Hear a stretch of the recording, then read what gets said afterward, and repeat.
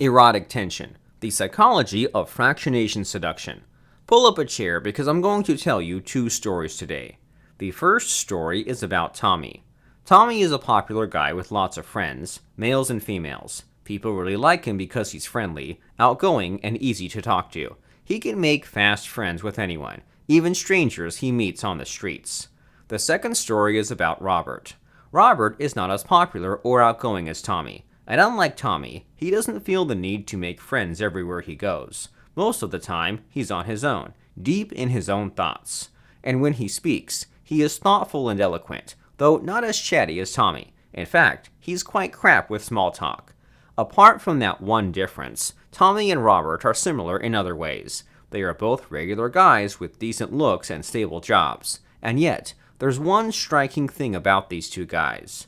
Despite Tommy's popularity, he doesn't seem to have a lot of luck with the ladies. He has plenty of female friends, but they all seem to only want to be that, friends. Tommy's social circle is huge, and yet his love life sucks. Weird, right? Robert is the opposite. He doesn't have a lot of friends. In fact, he seems aloof and is even somewhat awkward socially. And yet, here's the surprising thing. Many women fall in love with him. Because of his introverted nature, he doesn't have a lot of female friends, and yet many of those he had befriended often developed a crush on him. I mean, it's quite counterintuitive if you think about it. Usually, popular, outgoing guys are those who bag the babes, right? Indeed, the truth is quite different. If anything, being over-friendly is often bad for finding love, and there's a good reason for that. You see, women find guys like Tommy easy to talk to, and yet, they are never sexually attracted to guys like him. I know this because Tommy is a friend in real life, and he told me this when he first called me a few months ago for help. He told me, "Fredo, it's fucked up. This girl calls me every night, and all she does is to bitch about how another guy is ignoring her. One day, I got fed up and asked why she didn't get on with me instead. After all, I'd never ignore her, and I'd never treat her like shit like the other guy. And you know what she told me? She said, 'Tommy, I love you, but you're like a brother to me.' What the fuck?" Now, Robert is also a friend of mine, someone who belongs to the Shogun Method community like me. He's a brother Shogun, and I help all my brother Shoguns as much as I can. And like most of us Shoguns, he used to have it real bad with women. And then he did the smart thing and devoted himself to study Shogun Method under Derek Rake. Now, when you master Shogun Method, it seeps into everything you say, do, and think. Robert has reached the level that he unintentionally uses Shogun Method even on women he has no interest in. Robert said to me, "Shogun Method has bled into everything I say to women, so even when I have zero sexual interest in someone I meet, I unconsciously put her on fractionation." That's the reason women fall in love with him so easily. As Derek Rake has said, a woman's instincts is to self-induce to the right man. To quote Derek, "Get a woman to fractionate, and it's only a matter of time before she falls in love with you." Like many master shoguns, Robert has achieved what experts call unconscious competence. He has internalized Shogun Method so much that it shows up in everything he says without him noticing it. Now, here's the thing. Most guys are not Robert. In fact, few shoguns have reached that level of mastery. Is there anything the regular guy can do to make a woman sexually attracted to him? How do you make a woman want you, not as a friend, but a lover? Well, I'm going to tell you the answer right now. You can be more like Robert and less like Tommy if you do this one thing today. The one thing is about how you talk to women. There's one crucial ingredient that's missing in Tommy's conversations with women. What's this crucial ingredient? Erotic tension. Erotic tension is what attracts a woman to a man. It doesn't matter how much you talk to a woman. And if there's no erotic tension, there's not attraction. In fact, talking too much kills erotic tension and destroys attraction. This explains why Tommy has lots of female friends who never get attracted to him. He's this harmless poodle that every woman likes to tickle and cuddle with. Tommy is the typical guy in the friend zone. Safe, dependable, sterile. Robert is a quiet guy, but when he speaks, his words are loaded with intrigue, connotations, and innuendo. The fact that he speaks little adds to an aura of mystery, and women hang on to every word he says. So, who do you want to be, Tommy or Robert? Now, if you look at conventional dating advice, it's all about being Tommy. It's about being chatty and friendly to women.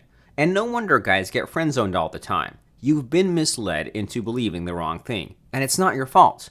Here's the thing. You don't have to be an extrovert to do well with women. In fact, you know what? Introverts do even better with women, and Robert is the proof. In fact, if anything, Shogun method works even better with introverts. It's true. Okay, we have covered quite a bit of ground here, and so let's do a quick recap. Here are the 3 things to know. 1. Just because a guy has lots of female friends doesn't mean he's good with women.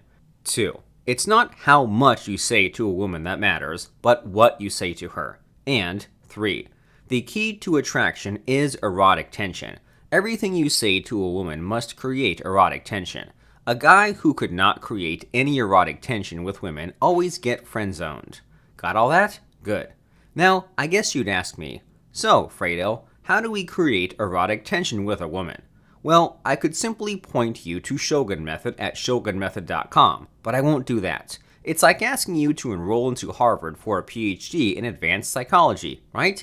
It's a step too far for most guys, I know. So, instead, I'll show you an easier and quicker way to create erotic tension. It's something you can learn under an hour and use it immediately after. How does that sound? Good?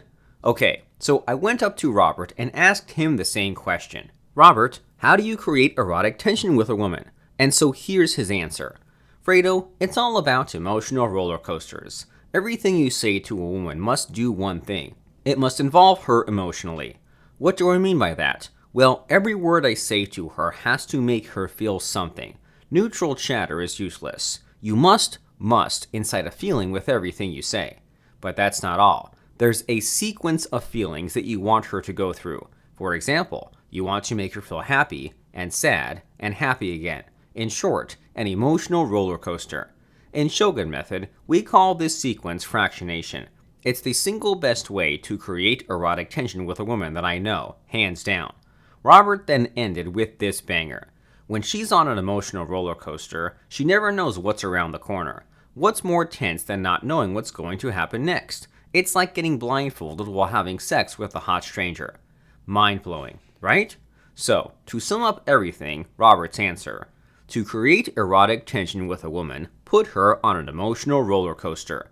That's the first lesson in the Shogun Method school of emotional enslavement. Now, I know the idea of emotional enslavement triggers some people. I'm not here to debate the morals of Shogun Method. I know it doesn't sound very nice, and I can understand if it offends certain people. And yet, we can't deny the truth that it works. But then again, Shogun Method is not for everyone, and so here's what I want you to know. If you're uncomfortable with the idea of emotional enslavement, then guess what? You should probably stay away. And yet, if you have an open mind and the intellectual power to understand new ideas, then who knows? Shogun Method may be the missing thing in your life that's going to give you what you want. Again, I gotta warn you, Shogun Method is not some magic pickup line. Shogun Method is awesome, but it's not a silver bullet that fixes everything. Like every worthwhile knowledge in the world, there's work required. There are no shortcuts to success, unlike what those gurus tell you. Shogun Method requires effort, dedication, and practice. So here's the deal. Shoguns are a special breed, and if you think you have the intellectual chops to be one, here's what to do. Listen up, because this is important. Every new Shogun must first go through the online Shogun Method Masterclass. In this masterclass, you'll learn the basics of the fractionation technique. In it, you'll discover the mechanics of putting women on emotional roller coasters. And the most amazing thing is Derek Rake himself will teach you in the masterclass. Who else to learn fractionation from but the master himself, right? Now, here's a slight catch. Because of its controversial nature, Derek limits the number of guys who joins the masterclass. Derek's team screens each applicant for imposters looking to infiltrate the community. For that reason, you'll need to first apply for the masterclass. This means that some people will get rejected. To know if you qualify, here's what to do. Step 1 is to visit fractionationhypnosis.com. I know that's a long URL, and so I've posted it in the comments section below so you can click it. Step 2 is to fill up the form. Sometimes you only need to fill your email.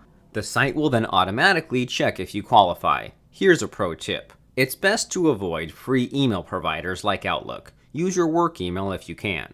Step 3 is to wait for the status of your application in your email inbox. If you're successful, congratulations! Click on the link inside the email and you'll be on your way to the masterclass. I hope I can welcome you as a brother Shogun in our community. Good luck, and I'll see you inside the Shogun Method Brotherhood.